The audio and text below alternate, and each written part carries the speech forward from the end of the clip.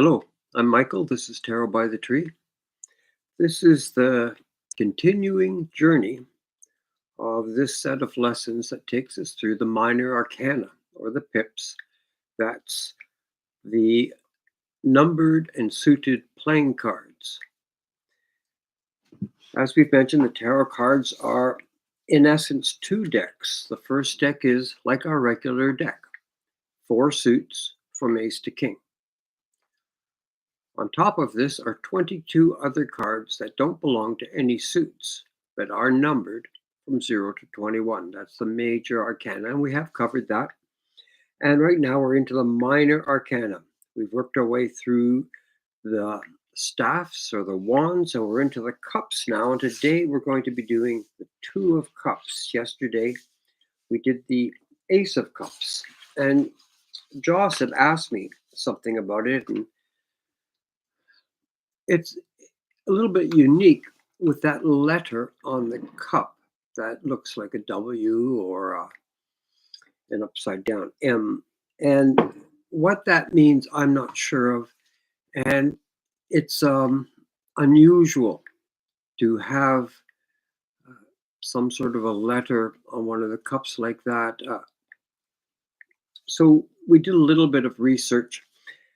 And a lot of the things with the tarot cards are going to be mysterious at first, and I think people will be able to delve in and come up with meanings. But the tarot cards do come from a lot of sources. As we've discussed, the first purpose of the tarot cards is to teach the Kabbalah through the Tree of Life and the Tree of Knowledge. So the drawings on the tarot cards are to illustrate the Sephiroth on these 2 trees.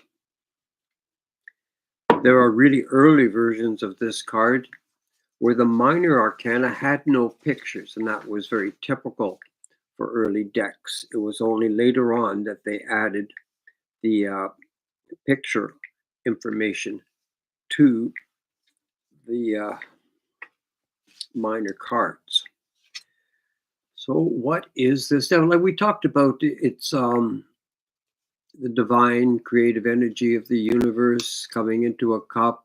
It's overflowing, it's happiness. The hand of God, so to speak, reaches out, and water represents the subconscious and imagination. We can get a lot of meaning from it, but that sign. So what's in a name? I don't know what it is, but I'll read you some of the findings that we came up with. It could be the W as in Waite's name. It could be a W referring to water, since the aces, since the cups are in the sign of water. It could also be a W for wisdom, and it could have spiritual enlightenment and deeper understanding that flows from the cup. There's the idea that it is a reversed M, and it signifies a divine unity, with the M often associated with mater, which is mother, or the divine feminine principle. It could also represent the universal flow of universal energy. So there are many, many thoughts. None of them really resonate with me, but that's going to be one of the mysteries of the cards. We're moving today. Oh, and it goes on. It could be the divine source of connection, wisdom as a bridge, balance and nurturing energy. Okay, we're going to leave that. We'll move to today's card, which is the 2 of Cups. And this is an interesting card because it has echoes in 2 other cards in the tarot deck, which is unusual. For the most part, every card is an individual. We definitely see a common theme in 3 cards conspicuously. And we're going to look at that. Let's do a brief review. We're into the suit of cups, which means happiness, joy, future, contentment, and building success. We have moved out of the realm of just ideas, and we have come into the realm of these ideas being manifest. The Sephra that the 2s correspond with is Chokmah, represented by the high priestess, the beginning of sexuality, of differentiation, and the essence that brings all matter into reality. And as the bringer of life, the other side of her, as reflected in the Tree of Knowledge, is the Death card. And we explained that all we know right now about the creation of life is that it requires something that was once alive in order to create new life. It's one of the mysteries. It's the circle of life, and we don't understand it. But that's the Sephra that we find ourselves in with the Two of Cups. This is happiness. We've mentioned that happiness is a byproduct, and these two people are entering into a relationship. The card description, there's a couple. There's a male and a female. The female is on the left, which is the column of severity or cleaning. The male, as always in these cards, is on the right, which is the male column called mercy, or the column of growth.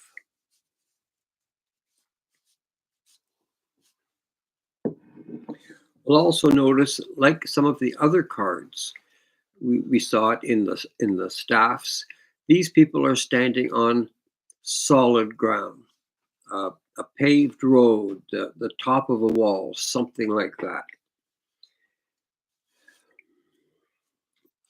Like the king and queen, we saw them doing this. In the background, there are rolling green hills and a home. They look at each other. And you'll see that this is a little unusual in the sister cards, as we'll see. The female sees the man as he is. They are both clothed. The female could be wearing a wedding dress.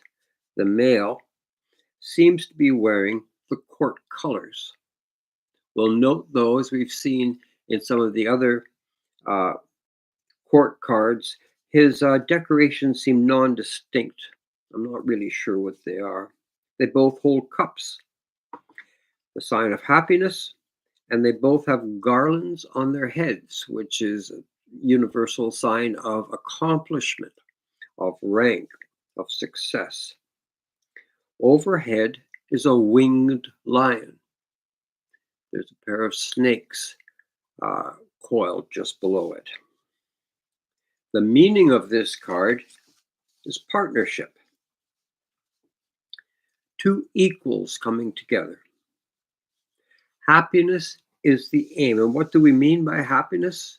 Well, the things that most of us consider: security, home, and the idea of synergy between two people, that together you are greater than the sum total of your parts. You are better with her, she is better with you. That's the kind of synergy that a good partnership can create. We'll do a little comparison with the other cards about relationships and partners.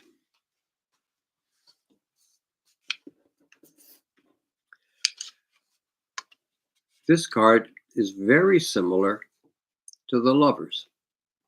And you'll see there's a female on the left, male on the right in both cards. Both cards seems to be a hill in the background. And above both of people is a winged creature. In the case of the Lovers, it's perhaps an archangel.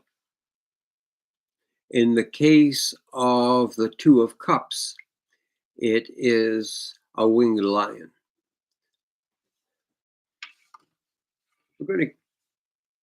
You can see that the outline of the two cards follows the same principles. And now we're going to move into the Devil card. You'll see again, female on the left, male on the right, a winged figure between them. These three cards all follow that, and they're all aspects different suits, minor arcana, major arcana of this kind of partnership.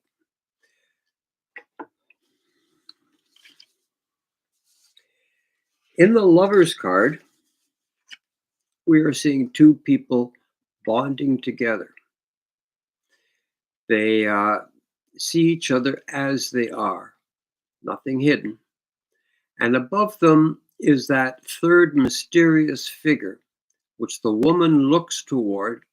And I've always seen it as kind of a moderator, a form of judgment, where she is saying, is this the right guy for me? And the ideas are held above in the angel, and there's almost a spiritual checklist as she decides that this person is right for her.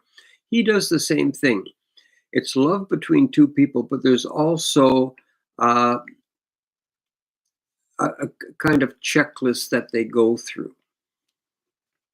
This will be hopefully an enduring love. This is two souls being in love, and it's the romantic expression about that.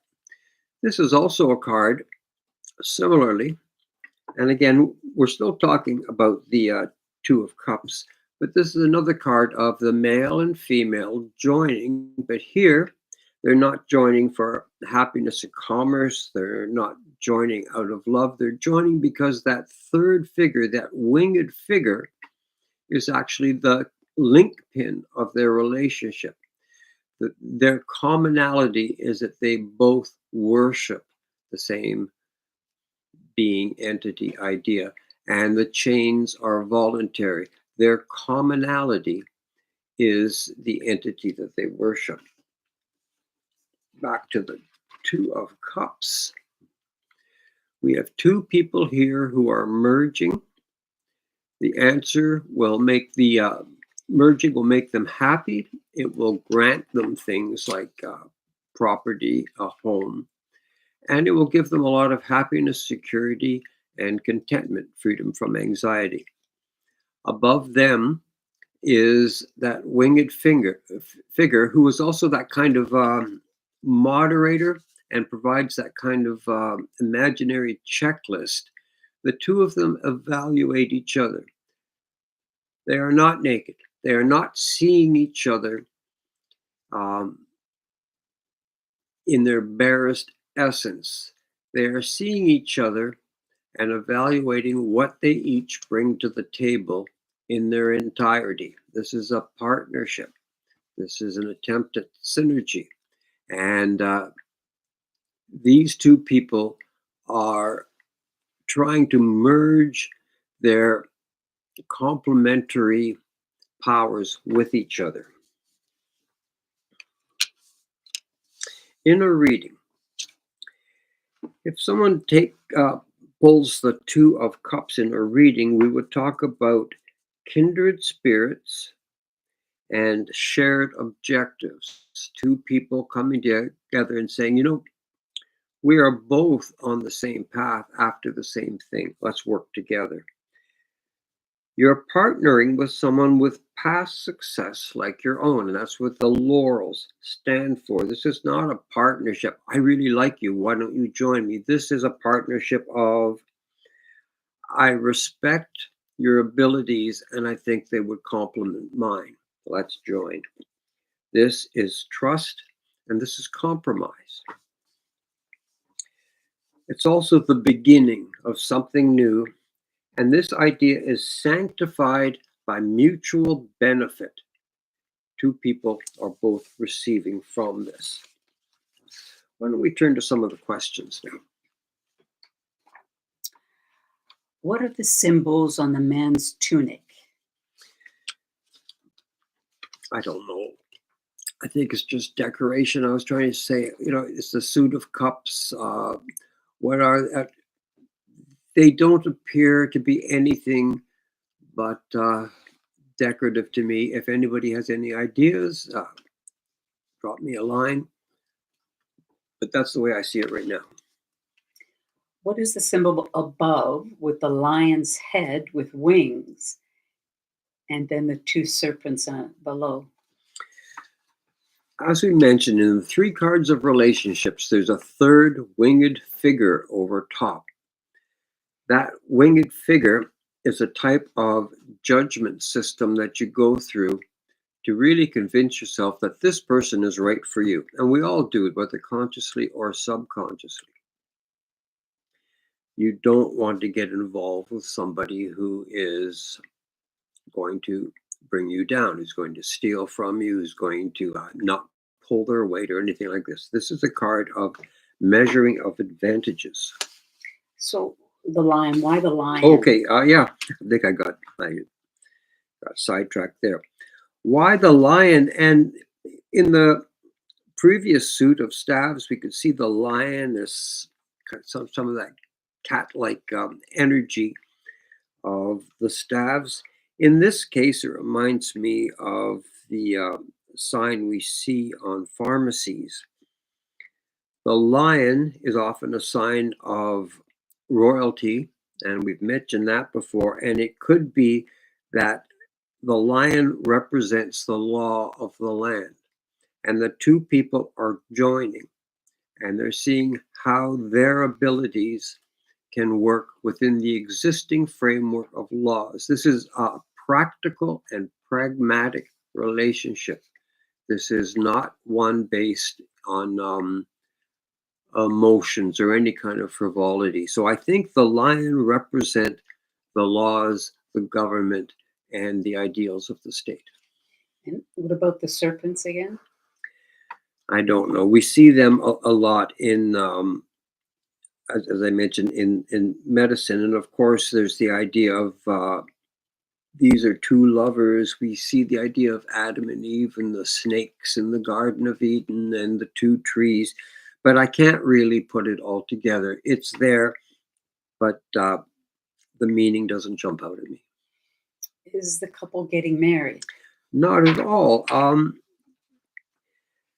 The couple are joining together to make an enterprise work, and it almost sounds like it would be a staff or a wand card, but these two people are joining together for pragmatic reasons, and it will bring them happiness. It will bring them other options as well. They're not getting married. This does not necessarily have to be a card of romantic love. Is that their home in the distance? It could be. It represents that part of the happiness that this merger is going to bring them is the ability to have a home, the ability to put food in their mouths and have shelter. In a way, this is a business arrangement. Just as an interjection, Stank Ma in the chat is saying how he appreciates the content that you're sharing. Oh, well, thank you very much. Nice of you to say. Is this card of romantic love? No, it's not. And of course, no one can say how these things evolve, but this is the two of hearts. This is early in the development of the hearts. These are two young people. They're getting together for business reasons, for reasons that will make money, develop their business, something like that. And it may turn into romantic love, but at the beginning, this is a card of what will serve them pragmatically, and it's not based on romantic notions. Is this a card about being together forever? Again, this is early in the journey of the cups, and this is early in their life, and there is no indication that they will be together forever. This may be the beginning of a merger, or it could be like Johnson and Johnson's. It could be a company that's formed that brings them happiness forever. But the forever plan is not implied in this card necessarily. I'm not sure, you might have already addressed it. Why aren't they naked like in the Devil and Lover cards? I think because it sort of goes a little bit with what you just said about a forever card. This couple, they're not interested in seeing their childhood traumas, their future hopes and dreams. They're not interested in knowing you down to the bare bones, so to speak. Their clothing is a symbol of what they are and what they have, and that's what they're looking at. This is a practical arrangement, and their clothing are part of what they bring to the table, and that's what they're looking at. You can say it's superficial, but that's only if you're going to compare it to romantic love. This can be an extremely deep relationship, one of growth and devotion, but it's based on the happiness that comes from the synergy of two partners.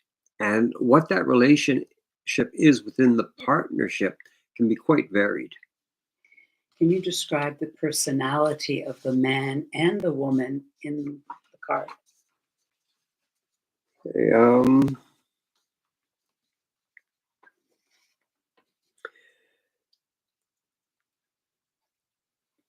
their personality is joyful. These are not people who want to gain dominance over people the way perhaps the suit of swords might. And they're not people who want plans that may envelop others the way the staves are. And they're not just trying to get rich the way we might say in the suit of coins. These are people who are very wisely aware that happiness is like the gas in the gas tank of a car. It provides you with the energy to do all other things. They are going to maximize their happiness through an arrangement that allows their two strengths to complement each other. Can this kind of partnership only be between a man and a woman? No, we're talking feminine and masculine attributes, tendencies, essences, that kind of thing. And all men have female and male essences, and all women have both as well. We're talking about archetypes here. The two people in the picture could be woman, man, man, woman, two men, or two women. It doesn't matter. We're talking about the essences of male and female. We've talked about that a little bit in the past, that it's like the polarity of a magnet, the negative and positive. They are not at odds with each other. They are not the same, and they work together. Final thoughts? Oh,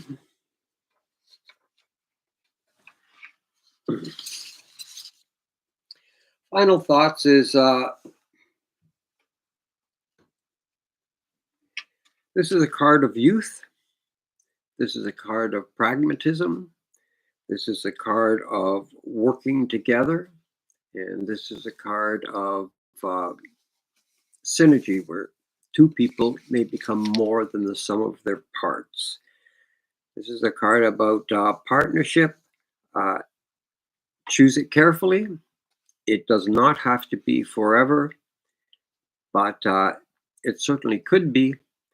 And very often, two people together can accomplish more than two people singly.